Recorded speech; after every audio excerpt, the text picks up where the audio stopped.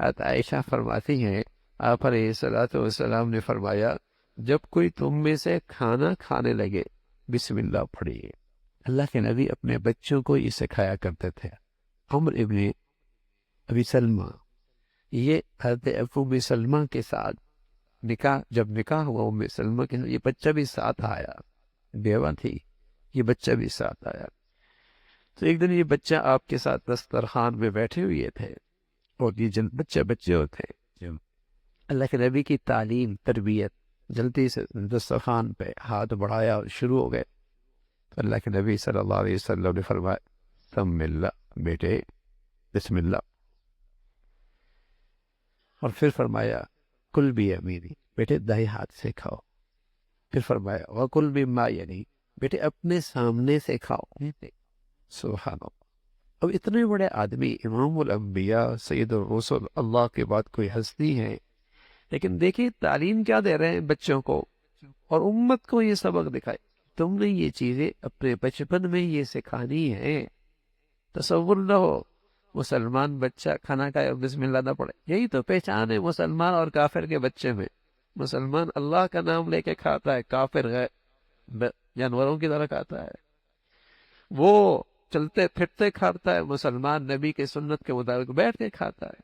وہ بائیں ہاتھ سے کافر کھاتا ہے شیطان کی طرح، مسلمانوں کے بچے دائیں ہاتھ سے کھاتے ہیں۔ یہی تو فرق ہے مسلمان اور کافر کی زندگی میں، کہ اس کی زندگی میں نبی کے طور طریقے ہیں، وہ نبی کی زندگی سے معروم اور خالی ہے۔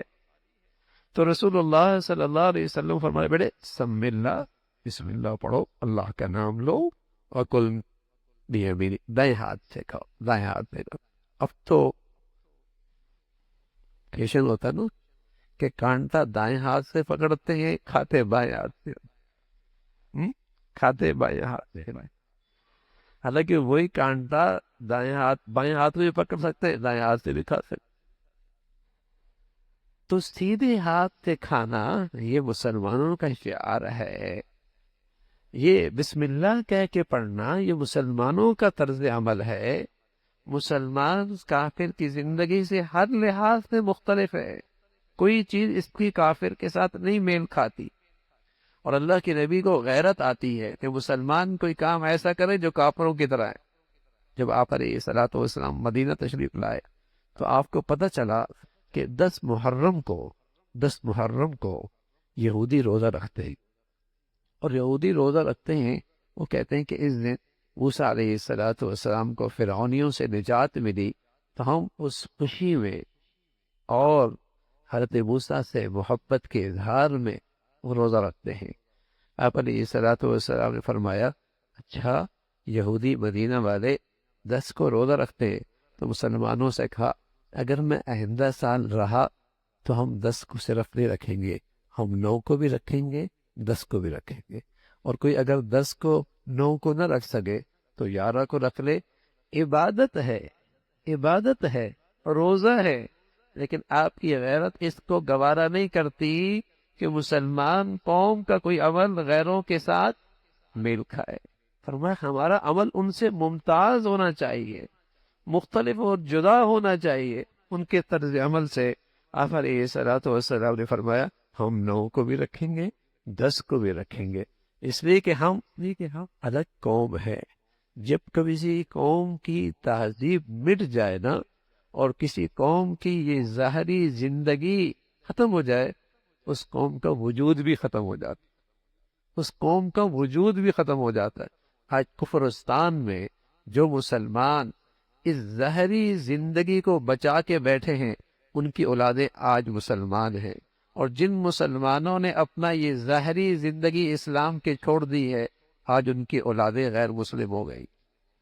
جب کوئی قوم اپنا ظاہری اسلام چھوڑ بیٹھتی ہے، یہ جو لوگ کہتے ہیں نا کہ بس دل میں اسلام کافی ہے، جن لوگوں نے اپنا یہ ظاہری طور طریقے اسلام کے چھوڑ دیے، ان کی اولادیں آج کفرستان میں کافر ہو گئی ہیں۔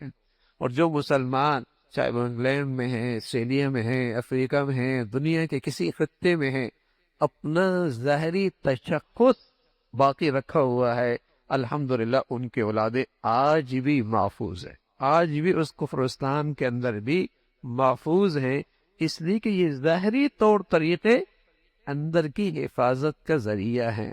دکان کا شٹر اور دکان کا تالا اور دکان کی باہر کی حفاظت اندر کے سونے کی حفاظت کرتا ہے، اندر کے سونے کی حفاظت کرتا ہے۔ اسی طرح یہ ظاہری طور طریقے مسلمانوں کے اندر کے ایمان کی حفاظت کرتے ہیں۔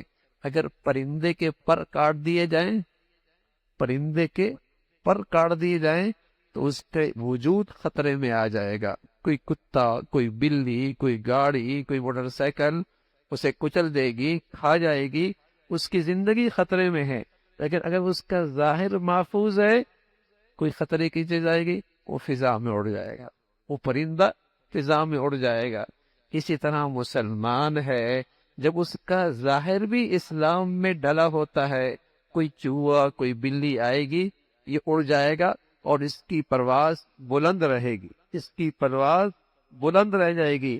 لیکن اگر اس کا یہ ظاہری تشخص ختم کر دیا جائے تو اس کا وجود بھی خطرے میں آ جائے گا، اس کا وجود بھی خطرے میں ہو جائے گا۔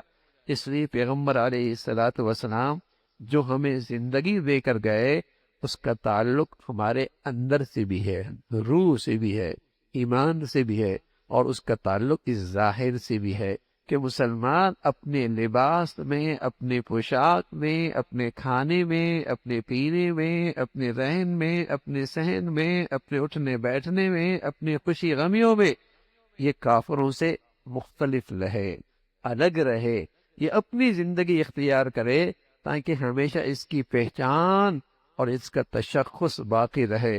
تو رسول اللہ صلی اللہ علیہ وسلم نے فرمایا کھانے کے وقت مسلمان بسم اللہ پڑھتا ہے، اور اگر بھول جائے، اگر کھانے کی ابتدا میں بھول جائے تو آپ نے فرمایا یوں پڑھ لیا کرے، بسم اللہ اولہ و آخرہ، بسم اللہ اولہ و آخرہ، تاکہ کھانے کی برکت اسے نصیب ہو جائے۔ اللہ عمل کی توفیق نصیب فرمائے۔